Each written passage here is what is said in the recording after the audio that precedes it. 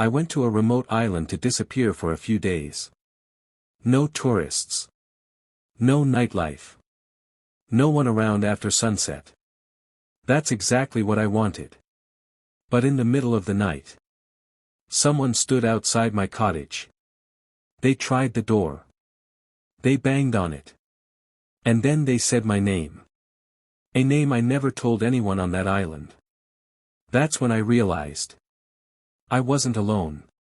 Story. I was 22 when this happened. I wasn't running from the law. I wasn't running from anyone specific. I was just tired. Burned out from work. From people. From life. It felt like everything around me was moving forward, and I was just watching it happen to someone else. So when a coworker casually mentioned a tiny island off the coast of Maine, barely populated, completely dead after sunset, something about it stuck with me. He described it like it was aggressively boring. No nightlife. No tourists after dark. Most people leave on the last ferry before sunset. If you stay overnight, he said, it's like having the whole island to yourself. That sounded perfect. I found a small cottage rental online. Right on the shoreline. It was cheap. Too cheap. And available immediately. That should have been my first red flag.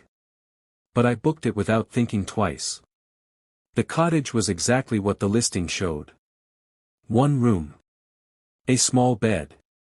A barely used kitchenette. A bathroom the size of a closet. 3 sides of the cottage were surrounded by thick brush that pressed up against the walls. The only open side faced the ocean, covered by a thin curtain that didn't really hide much. The walls were paper thin. I could hear the wind sliding through the leaves like it was inside the room with me. The door had a brand new deadbolt and chain lock. That struck me as strange. But again, I ignored it. That evening, I walked around the island. By sunset, almost everyone had left. No street lights.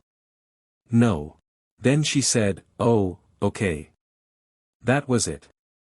On the walk back to the cottage, I passed a small dock tucked into a rocky inlet. There was one small blue motorboat tied there. Every other boat I had seen was a large lobster vessel. This one looked personal. I remember thinking it didn't belong. I went to bed around 10:30. Locked the deadbolt.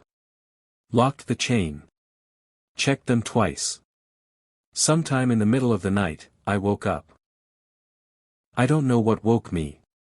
But once I was awake, I heard it. Footsteps. On the gravel. Right outside the cottage. Slow. Heavy. Not random. Not wandering. Deliberate. I froze. The footsteps stopped. Complete silence.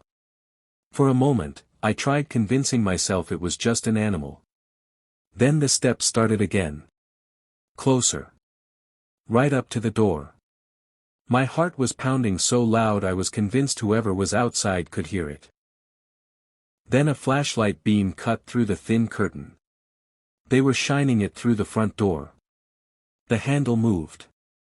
The deadbolt held. A second later, the banging started. Hard. Violent.